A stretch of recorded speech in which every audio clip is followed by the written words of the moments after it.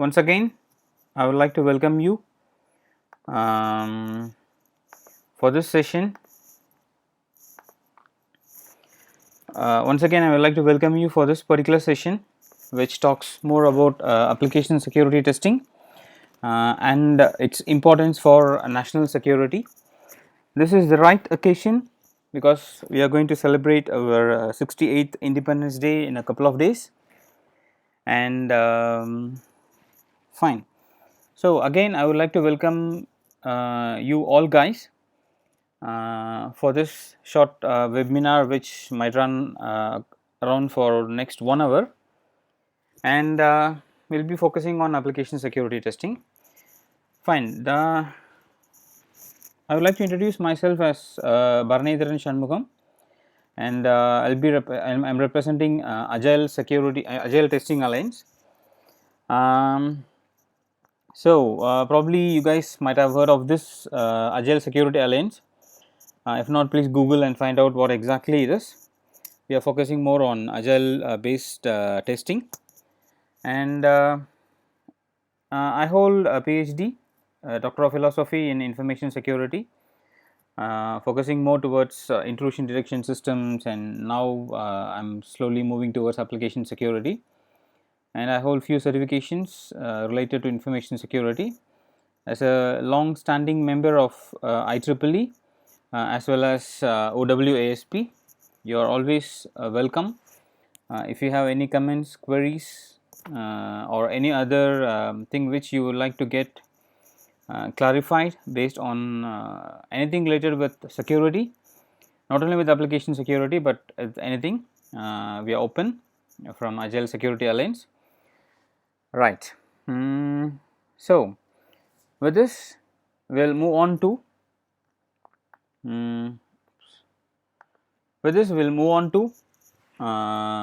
the agenda for today. So, initially we'll discuss something about cyber warfare, and then we'll move on with security threats and incidents that is happening across the globe.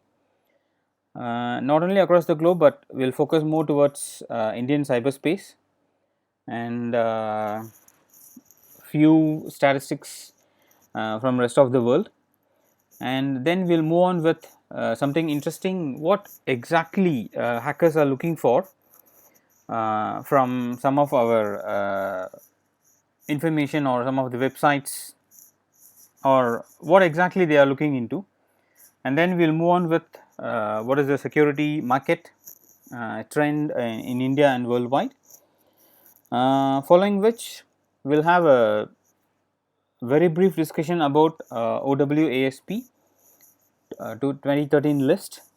So, for those people who are new to application security, this OWASP is one of the non-profit organization which is Open Web Application Security Project. They focus more towards web application security, and after having a detailed discussion about that particular list, then we'll move on with how security testing can help the organizations. I mean organization as a whole, as a developer and as a tester, etc. And I'll share with you some of the practices which you used to follow, and then we'll have a Q&A session, and then we'll wind up this webinar. And for your information, this particular webinar is being recorded, and for those friends, I mean for those people who are unable to attend, the link will be forwarded to you later, and probably your friends might not be able to attend. You can just share it with them later. Right. So, what is cyber war? Cyber warfare is nothing but it is a politically motivated hacking to conduct a sabotage. It is an information warfare.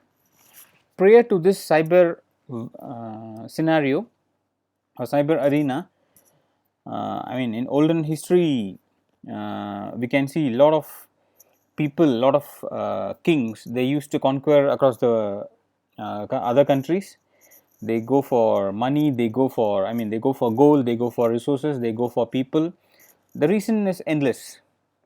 And now starting this year, US has literally started thinking about this cyber warfare because it is one of the greatest threat to them, which is greater than Al Qaeda or any other terrorism, right.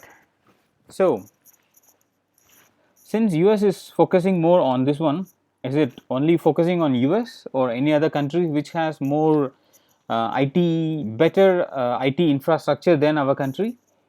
Exactly not. Whenever we are into cyberspace, whenever we started using IT for our business, already this particular warfare or this particular war has already started. Later on, I will share with you some of the slides where it talks or where it shows a detailed description about how the information space has been hacked by people, right.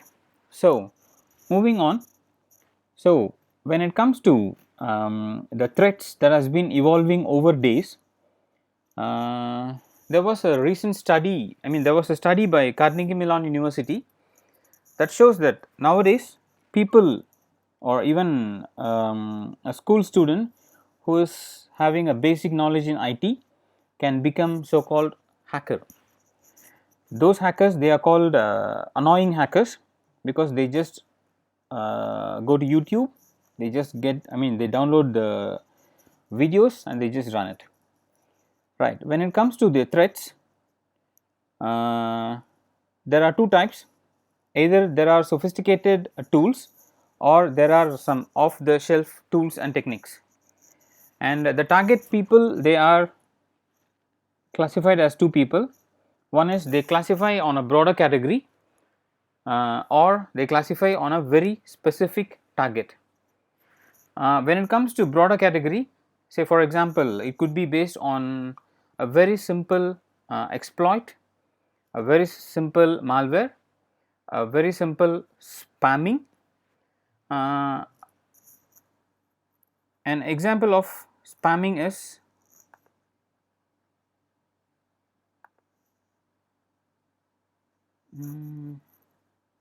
okay, so I thought there is a message, okay, sorry. An example of spamming is, you might have received lot of emails from people. They talk about you might have received an email from imposing themselves as it is from a legitimate bank, or it is from some other probably Microsoft or some other. They are asking you to reset your password or give your credentials. Probably I got an email last week asking me to log in my credentials that talks more about my banking credentials with one of the leading bank in India. But unfortunately, these type of things,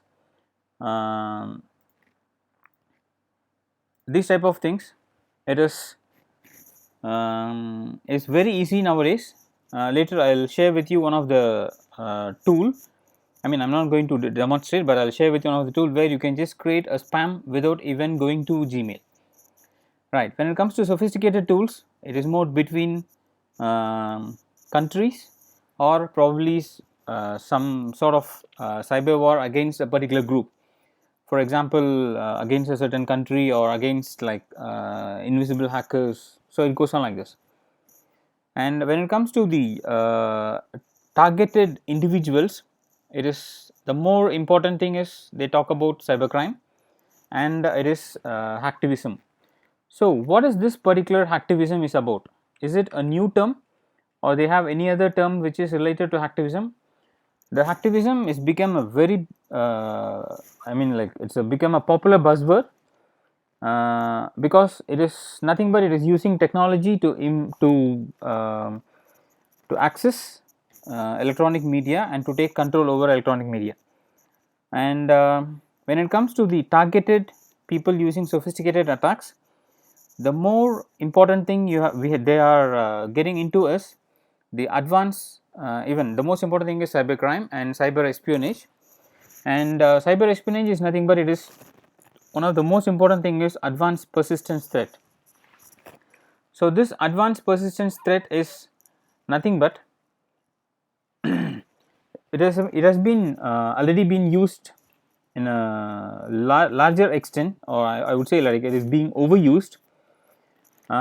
This is nothing but it describes a complex series of attacks, often over a prolonged time frame, in order to obtain, or in order to seek, or in order to gather some confidential information or a sensitive information about an individual, about an organization, or whatever it is. And most importantly, they try to find out the 0-day vulnerabilities, and they specifically target certain individuals, organizations, countries, military organizations, anything it could be. So these type of things, it has been carried over across the globe. According to the Black Hat conference, or Black Hat, I mean there is an underground network of hackers. They say like even some certain countries they do this, right? So based on the latest IBM threat report, we can see there are a lot of incidents that has been happening in 2012. So it is some of the sampling of the security incidents based on attack type, time and impact. So you can see like there are a lot of gray boxes, or probably there are a lot of gray color things which is appearing on the graph. So what exactly does it goes of a gray? It's a gray market? Not exactly. Lot of things has been, lot of attacks has been unknown, which means even certain companies where they have a very good incident response team, they were not able to identify what is the exact type of attack. Probably it could be a 0-day attack. Usually we call it as a 0-day vulnerability, but it could be a new type of attack. And you can see there are a lot of yellow color that is coming out, which means that SQL injection, where we call it as an SQLI. It continues to be one of the most popular points of entry for extracting the confidential or vital information from the databases. So why the SQL injection is happening? This SQL injection is happening because of the vulnerabilities available in the frameworks, most importantly about the CMS, and there are a lot of tools that talks about CMS vulnerabilities, and which makes easier for the people to get into the system. And next is, it is the most important thing is, it is web application vulnerabilities. They are exploited by attackers to inject malicious scripts or executables, where they target client side vulnerabilities in the browser and also in plugins, which is from a famous vendor. Sorry, I do not want to name the vendor, but it is from a famous vendor, and also from the other operating, the other application development, which is Java. Java is having more number of vulnerabilities, right? There was a report from Gartner in the year 2004, where he stated that, the report stated that 70% of the attack, it comes from application layer, not from the network or the transport layer. Even though the report was stated in 2004, there is no much change in the percentage. Probably it could be around 60 to 70 percentage, but still the application layer, it has been started coming out.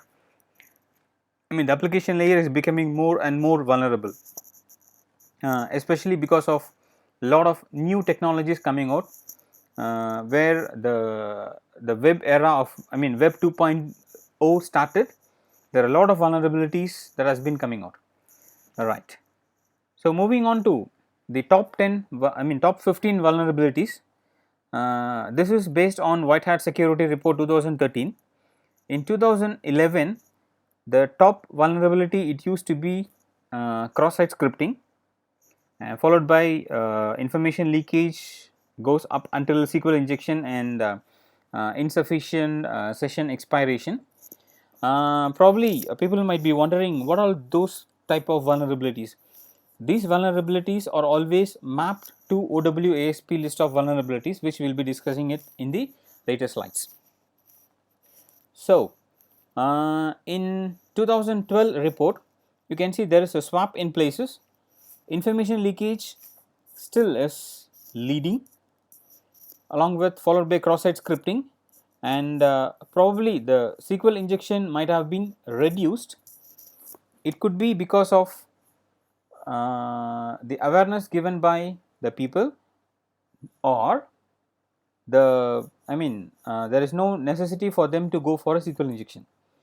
So I would say, like, probably it could be because of the number of sites would have been patched, because the CMS, they have started coming out with better patches. So probably it could be because of that, right? So how these Indian websites are being attacked? This particular website, they are having a cyber attack from one of the hacker. It's a Dracula hacker, which he claims that he has hacked a lot of government websites and defaced them.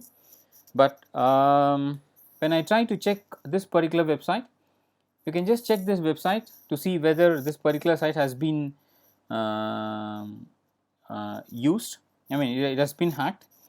But as of yesterday, when I checked few websites, they have been online back. Probably they would have taken it back.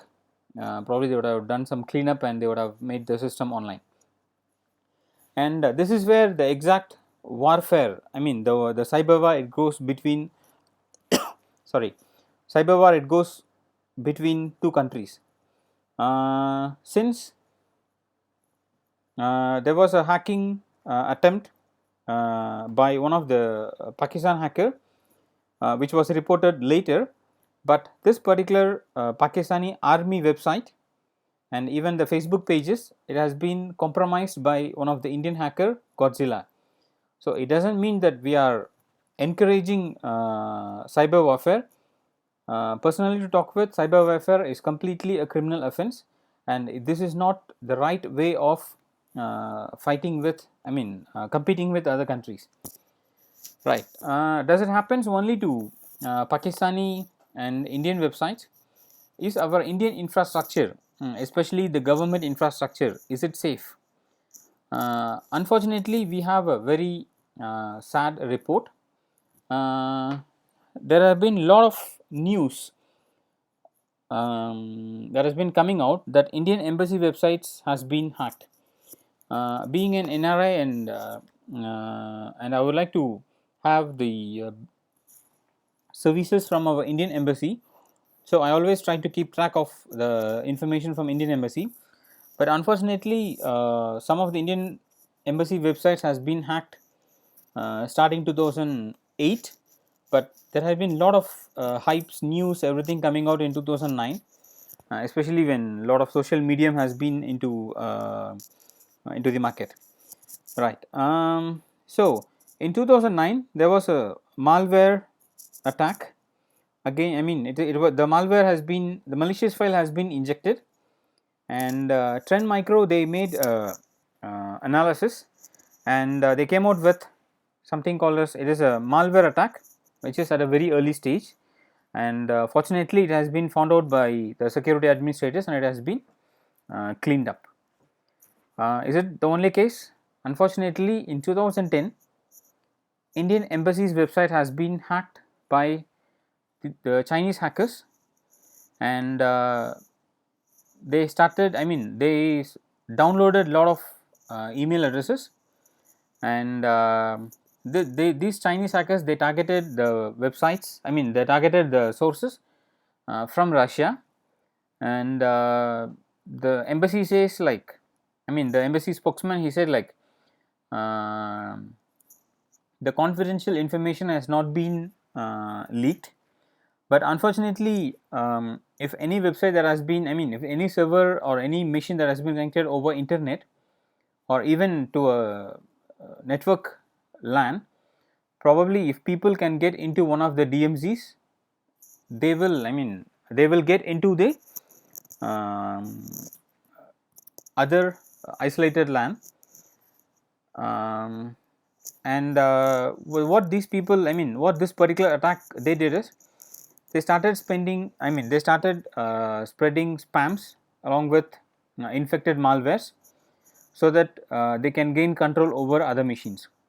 So this is one of the bad news for our country.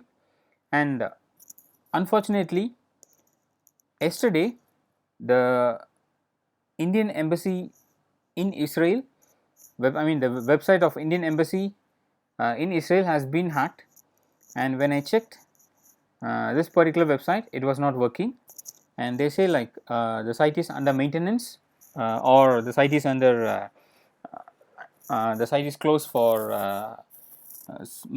routine maintenance or something. They just took it offline. So, but this has been claimed that the site has been hacked, or it is not hacked, but it is being defaced by Pakistan hackers.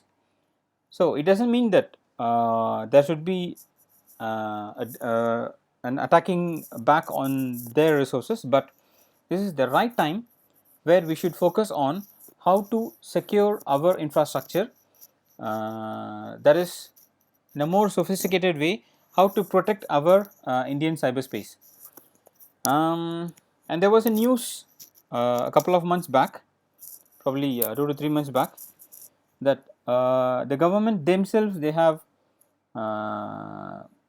accepted that more than 1000 government websites having critical and sensitive data has been hacked by cyber criminals. So which exposes there is a very huge gap in cyber security. So they always refer back to Chinese servers, but probably there is no any as of now there is no any reliable source that says that this particular website or this particular people, this particular site has been hacked by so and so server, because we don't have that particular infrastructure to trace back the number of requests, and moreover the request has been long back. The government was not aware when the particular hacking has been taken place, so they were unable to trace it back. Does it happen only to our country? Unfortunately, after the global economy, they call as global economy, this hacking activity has also become boundaryless. As the global economy, there is no boundary between countries. That is, any country can, any company can, from any part of the world, they can have any business from any other place. So this happens to hackers also. There is a group of hackers, they call themselves as anonymous, and they are in the news recently because those hackers have already been started revealing their information, and fortunately there is a woman in their list, and these anonymous hackers, they have hacked into the Malaysian government websites in the year 2011, where we used to consult to some government agencies in order to recover back. But still there has been a lot of attacks which they focus more on distributed denial of service. If you can refer back to our previous slides, in the threat report also they have highlighted that denial of service, there is quite number of denial of service attacks has been happening across the globe. So what exactly they did this time, what they did is, usually hackers, they do not inform when they are going to do the hacking and when they are going to penetrate, but this time they informed the Malaysian government that on this particular date and on this particular time, I think probably it was a midnight, they said they are going to hack into the server and they are going to stop the services. And fortunately what they did, it was correct. Either some of the government agencies, some of the government websites, it has been put off by the security administrators themselves, and most of the websites has been put off, which it led to denial of service. Now we can call it as a, it's an indirectly we can call it as a denial of service, right? So why they did this? Is it for a cause? Yeah, there is always a cause behind it. The main reason for this particular incident, it was in 2011, Malaysian government started coming out with censorship. It is not as strict as other countries, but they started blocking peer-to-peer file sharing, downloading of movies, and downloading of pirated softwares. So which they want to have a better control over piracy and other issues. So which I personally feel as a country they should take care, but obviously Anonymous, they have a different viewpoint, so they started. So the neighboring country Singapore, it is highly sophisticated, so nothing happens to me, to the country. Unfortunately, last month, probably a couple of months back, the one of the healthcare site has been hacked by the Indonesian hackers, and I would like to highlight that this is a festive season in Malaysia, and there will be a lot of activities, hacking activities by hackers from Indonesia across Malaysia. This is because of the geographical location and the warfare that goes across two countries. But Indonesian hackers, they hacked into Singapore website, Singapore healthcare site. This is because the Singapore Prime Minister, he was accusing the Indonesian counterpart over the Hayes situation, which has which the Indonesian hackers, they got angry and they hacked into one of the it is not hacking, it's something like defacing into one of the website which sells they are selling Chinese traditional medicines and healthcare products, which is considered to be one of the hacking, one of the successful hacking attempts in Singapore very recently, right? So what else can be hacked? Is there only the websites that can be hacked, or is there any other thing that also can be hacked? Is there any possibility to have the hacking things? Yes. Last week, there has been, the hackers have released some tools and code how to control the Ford and Toyota Prius test cars. This has been released in DEF CON, so which talks more about simple how to hack your car.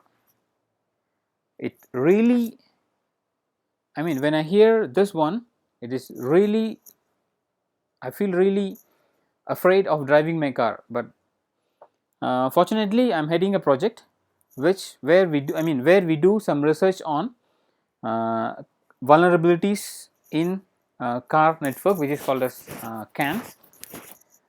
And this particular car, people need not be afraid. If your car is not a highly sophisticated car, or if your car network is not being connected, then there is no need for any worries about whether my car will be hacked. No, your car will be hacked only if it is a highly sophisticated and networked car, probably like a high end version of Ford, Toyota, BMW, Mercedes. All these cars, probably it could be hacked easily. So I'll just show a video demonstration, but unfortunately the audio will not be heard. So we can just you can just have a look at this particular video. I'll just skip few locations. So this shows that they're just talking about a few other things. So this is the test car which they have been using it. So you can just have a view at the car, even though the audio doesn't explain much clearly.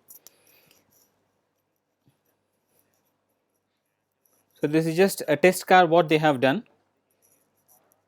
So can you see they are looking for some cables, and this is the electronic control unit which controls the entire car.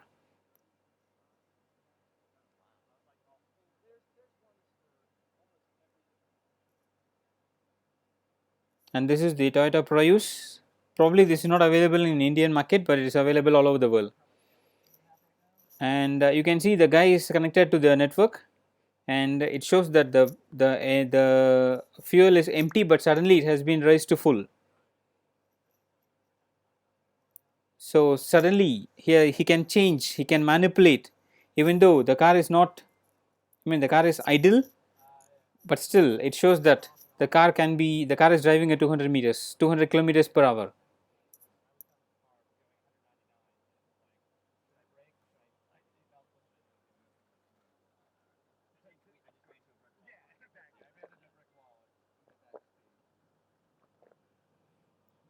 So now the car is driving at a very high speed. So now you can see that the car will be controlled, it is automatically controlled by the hacker.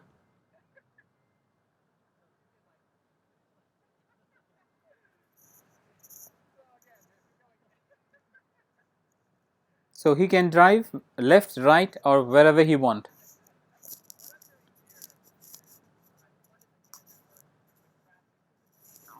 So the most important thing is they will find out the CAN network which is inside the car, which controls the entire car, because whenever you apply, I mean for each and every activity there are a lot of information that grows across the car.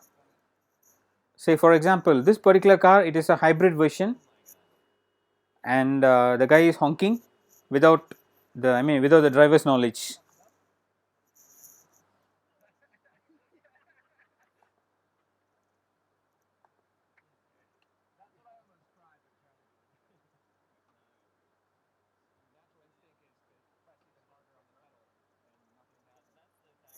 And this time what they did is they disabled the brake, so that this guy he couldn't stop the car.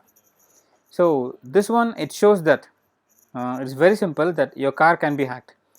For those people who are really interested in getting this particular YouTube video, you can just find the link, or later I'll just share the link in the slides, where you can just download the link from the YouTube website. And this has been given by the testing has been done by the Forbes. Okay, so we move on to the next. Okay, is it only the car can be hacked? Can I, because nowadays I can see a lot of smart TVs. Smart TVs are nothing but, it is the same like your computers. So can I hack it? Because these focus more towards application vulnerabilities. This is a Samsung television, and using one of the Samsung vulnerability, this particular hacker, he managed to connect to the Samsung TV, and he is disabling, he is switching it off remotely. He is not doing anything else, he is just switching it off, and he is changing the signal, and he is trying to, there is a vulnerability available for Samsung TV, and this particular vulnerability can be found itsecgames.com, where this particular, it is nothing but it is a denial of service. He is not doing anything else, he is just disabling the TV, so that the viewers will get annoyed, so that they cannot view the TV they cannot view the channels anymore, right? So is it the only thing? No. G20, they have started talking about cyber attacks, and especially this has become a global economic threat. And Hathaway estimates that G20 governments, they are costing about $125 billion annually because of cyber attacks, and there is a job loss because of this particular business, I mean counterfeit business and piracy. And the US government has taken very strong initiative, and Indian government is also trying to come out with lot of initiatives. Say for example, they have formed a data security, uh, they call it as DSI. It is data, let me check. Yeah, it is Data Security Council of India, it is DSI. So where they want to safeguard the confidential data. It's a good sign of doing things, but the pace in which the government is doing, I mean every government they have their own limitations, but as our Indian government also has some limitations. So and in terms of security, there is a very rapid growth of about 8 to 9 percentage in the year 2013. It has been predicted by Gartner because of the worldwide, I mean there is a new technology coming out, there are a lot of new systems coming out, everything. And in India, the information security market is about to touch almost like 1500 crores in 2013 according to PricewaterhouseCoopers.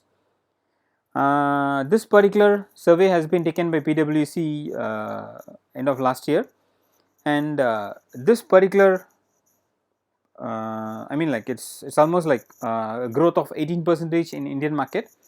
So which shows that there is a necessity for the information security, or especially focusing on application security. Right. So I would like to share some of the confidential information which I have taken it from one of the website. This one, it is completely I have taken from a website, and I haven't done any testing on it. So I'm not sure about the authenticity, but based on the other websites, the authenticity, I mean it is 100% authentic information. There is a website, it is called as Payback, and this particular Payback website, they have a SQL injection vulnerability, and this particular website Z-Secure, they found this vulnerability way back, and it has been, as of until today, this particular website has, I mean this particular vulnerability has not been fixed. And there is another big vulnerability available, which is from Birla Sun Life, and they are also vulnerable for SQL injection. And this is just an example of how the SQL injection is revealing the confidential information. You can see the name of the company, the address, and city, and the telephone numbers. And fortunately, when I try to call any one of these, I mean I try to personally call to one of the number, and found that this particular person has already, I mean they have applied, or they have some relationship with Birla Sun Life Insurance. So this shows that even we might think, oh, this is just an address, this is just a telephone number, this is just my name. So what is the, I mean I am not bothered about this information being given to the public. Unfortunately, it is no. This is really confidential information, especially if I know that this particular person is having this particular email address, so that I can do some unwanted things with the information. Right. So what exactly the hackers are looking for? They are looking for some confidential or any juicy information from the website, or they might be hired for a service outage. And do they have a black market for all these stuffs? Fortunately, yes, you can buy a credit card number for a valid credit card number along with the CVV number for $6, and if you want to get any intellectual properties, it is negotiable. It looks like as though we are buying something on online, right? why these things have become so easy. According to the Carnegie Mellon research, in early 2000, where the internet has not been very famous, or especially Google has not been very famous, people, they try to, I mean, it was very difficult for them to gather or get the information they need. So they worked very hard, they had an in-depth analysis, and it was very hard for them to get the tools, because downloading from internet, it takes longer time, and there were no much search engines available. I don't blame Google, but Google is making the life of the hackers much more easier. But basically Google is a very good tool for searching vital and valuable information. And there is one company which is called Offensive Security, which is www.offensivesecurity.org, where they have come out with one tool called as Backtrack. Now it has been upgraded as Kali Linux, which is built on Ubuntu. What is this Backtrack is? They have downloaded and they have organized all the web hacking, network hacking, fuzzing, I mean almost all the top tools which is being available for hackers. They have downloaded it, they have installed it, and they have categorized it clearly, and it is available for download. So if you have a very good bandwidth and if you have a very good resources, for sure you can just do it. And there are a lot of there are a lot of free tools, Windows based free tools available. For instance, it is there is a tool called as Havij, but I do not recommend Havij for advanced users, because it leaves a lot of traces in the web server. I mean, you can find a lot of logs which shows that the Havij was there, and most importantly our social media and a lot of other things which has made. And according to Trend Micro's report, there are some of the services which is being offered based on the request. It is software sales. Software sales is nothing but you will get a software. Probably if you want to have an application downloaded, you can download it for free. Hacking services, dedicated servers, spamming, flooding services. You want to download something from some other websites, yes, you can do that. DDoS, traffic sales, file encryption, exploit writing, everything. Right. This is something called as hacking as a service. Okay. So I want to create a botnet. If I am ready to pay $700 US, I can create a botnet without any knowledge. Right. I want to do something for file encryption. If it is a very basic encryption, I just need to pay about few dollars. And if it is heavy polymorphic is like, it's a dynamic encryption, so I have to pay like $100+ And there are a lot of other services that goes like botnets, onshore hosting, black hat search engine optimization. That means like how to optimize your search engine. If you want to break the chapter, all those things can be done, but with a cost. It is really surprising that there are a lot of websites that do hacking as a service. Hacking as a service is nothing but the black hat, the underground network, they are getting business based for hacking services. Right.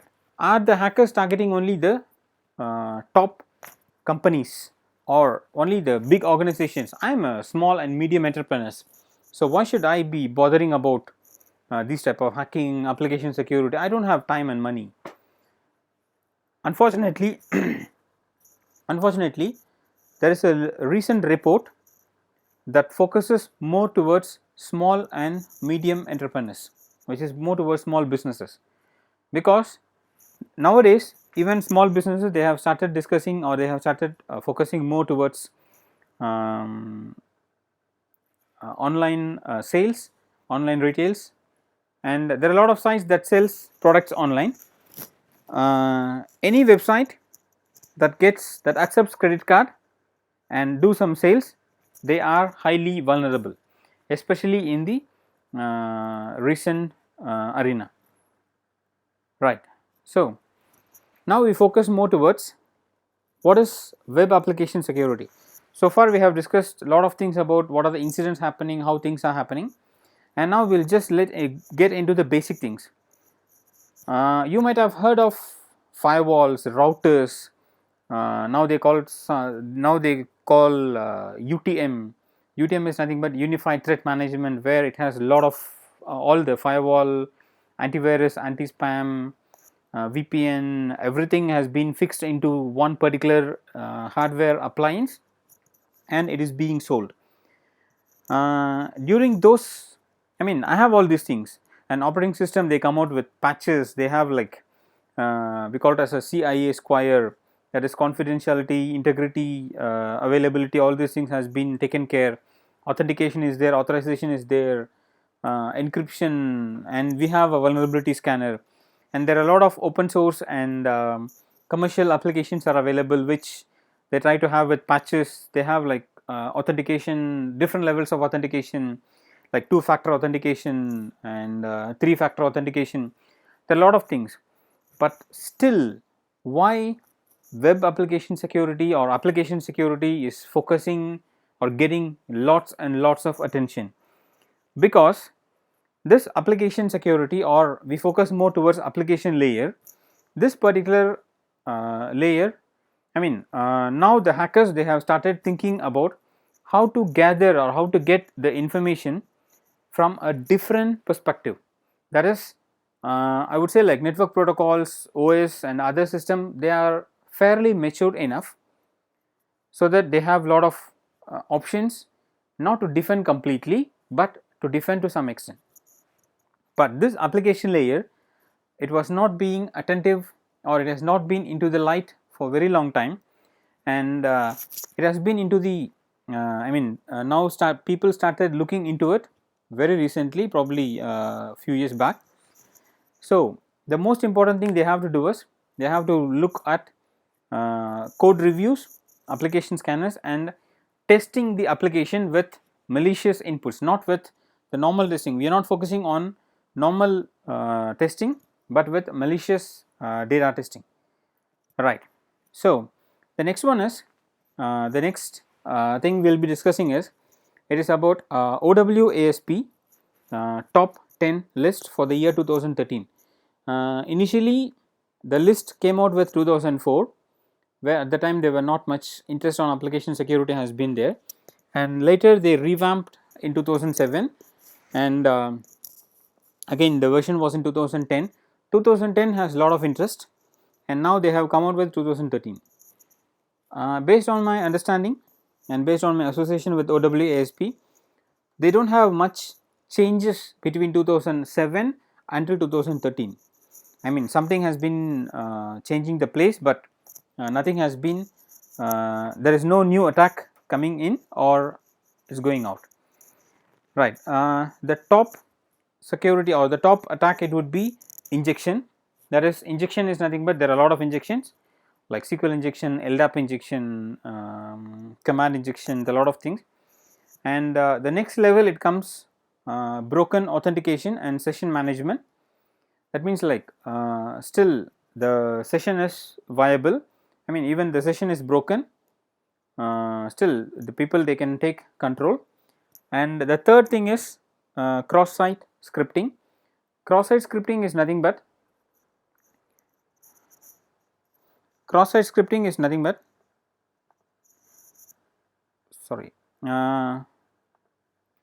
cross-site scripting is nothing but it is one of the vulnerability which reveals sensitive information to the public, and there are insecure, they call it as a DOM reference, security misconfiguration, sensitive data exposure, missing function level access control, cross-site request forgery, So, these are all some of the common things which is available, and the next one is using known vulnerable components. So, what do you mean by this using known vulnerable components?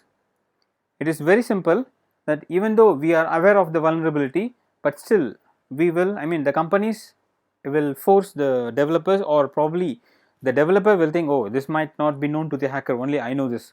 So, he just go on with this one, and um, if the application goes public, I mean if the application is facing public, probably the hacker could find out and they could exploit that particular vulnerability. And there is another thing which is unvalidated redirects. That means the request has not been validated properly, and there has been some redirects.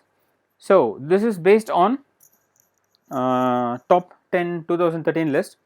So, there are few application threats, and cross-site scripting is nothing but, see, cross-site scripting is not an attack, but it is nothing but it is revealing sensitive information.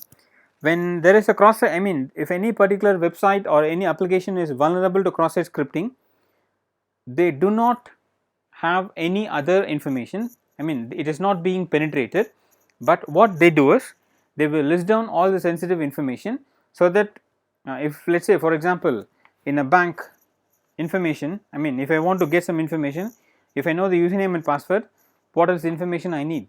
So, I can take the username and password and I can have a better control over that, and that is the cross-site scripting. A lot of people, they have a misconfiguration, or I mean they have a misunderstanding that cross-site scripting, it is an attack, but unfortunately it is not an attack, but it is just a type of vulnerability available. And the next top application threat is injection. The injection can be anything, it can be a database injection. Database injection is more towards SQL or any other LDAP injection, or any other system injection. If let us say the attackers, they gain, they get the basic information which with a backend database or whatever information they can get. So, with that information they can log in as a normal user, or they can gain control over, and even they can just change lot of other changes. Who knows that the sensitive data, credit card information, customers information, the transaction, everything could be stolen. And there are a lot of other things, but as of for this particular webinar, I would just like to focus on these top two things, which is cross-site scripting and injection flaws, right. So, all the remaining things, it will be covered on a later webinar, where we will focus, probably we could just plan a webinar focusing only on this particular top 2013, right. Based on the White Hat security report, there are some myths about security testing, especially focusing on publicly available or web testing, right. And even to few of my clients, they would say like, oh, I have implemented SSL, so people cannot hack into my website, so why should I spend a lot of money in doing my testing? Unfortunately, SSL does not give you 100% security. I can show a lot of examples where the website has been hacked, or there has been some malicious activities because of this SSL, because the security has been broken. Okay, a firewall is protecting the website, so it's safe. Unfortunately, no. We have a vulnerability scanner, and the vulnerability scanner, they don't have any report. Probably your vulnerability scanner is outdated, or your vulnerability scanner does not scan the right thing. So, website security is a developer problem. I would like to highlight this. In most of the development projects where we have consulted, we always get a response from the even some of the chief information security officers. They always try to put the blame on the developer. Oh, the developer, he didn't do proper authentication, the developer, he didn't do something. But unfortunately, no, it is, even though it is a developer problem, but still there should be some sort of security assessments. And and there is a common myth that we conduct annual security assessments, so it is secure. Even though they conduct annual security assessment, whether it is an up to date security assessments or not, so it depends. So probably it shows that it is not completely secure, right.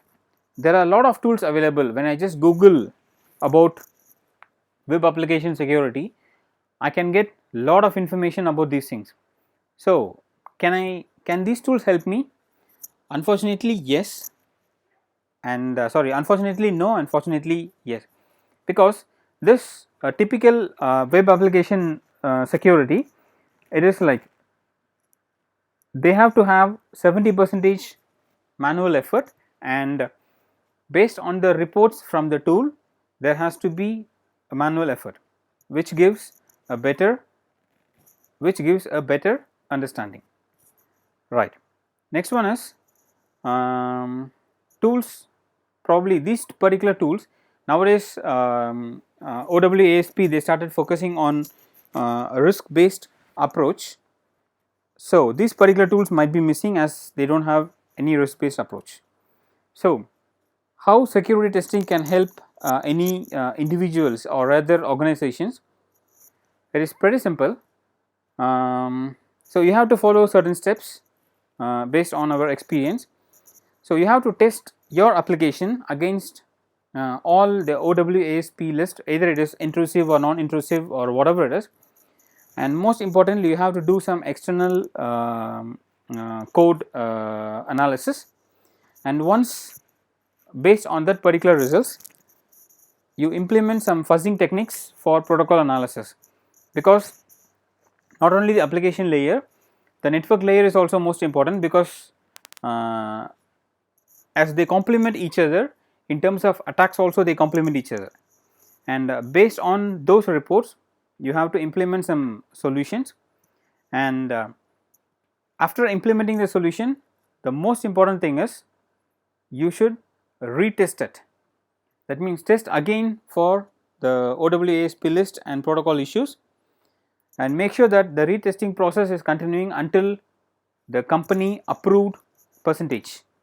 I mean it can be the severity level can be less, but it is up to the company to decide, and probably once everything has been approved then you have to go for the then you can deliver it to the clients. So what are the best practices? There is no single silver bullet to solve the entire problem of application security, because application security is wide. The best option available based on our recommendation is test and keep on testing. At organization level, security, it should be a culture. It is not an implementation, or rather it is not something which is being forced by the management. When you go for testing, initially it might be very difficult, but later on it is good to have a good test data which there is like malicious inputs and all other possible data, and try to use automation wherever possible, meaning to say that when there is a tool that talks goes for cross-site scripting, better use that particular tool. And the next one is, it is security through obfuscation, meaning that do not underestimate the hackers. Hackers might be in a better position than you, so that you always try to have one step ahead of hackers, which is quite impossible. So, and the most important thing is, look at a attacker's or a hacker's perspective. You develop an application, you give it to the testing team, ask them to test like a hacker. How does a hacker will look like? How does the hacker will get the information? So do some security posture, do some security assessment, and based on the reports you can come out with a better solution. And the most important thing is budget and time. Without budget and time, these all best practices would always fail. Probably you might be aware of this, right? So how in Agile Testing Alliance we can work? Agile Testing Alliance, they have like we have a series of testing security certifications which focuses from basic up until advanced. So for further information you can just go to this particular website, or if you have any further queries you can always write to the email given, and these are some of the very useful tools which can be used for application security testing. And if you want to use, or if you want to know more about OWASP list and how you can test those OWASP lists, because it is highly impossible, and it would not be a best practice for you to test all the things in a live data, or rather in a production system. So better we go for a test data or test system where you can just download this thing. But the last two tools which I have highlighted, it is vendor based, so you have to pay for it. The remaining tools, it is open source, and it is continuously evolving. Right. Now I would like to open for any questions.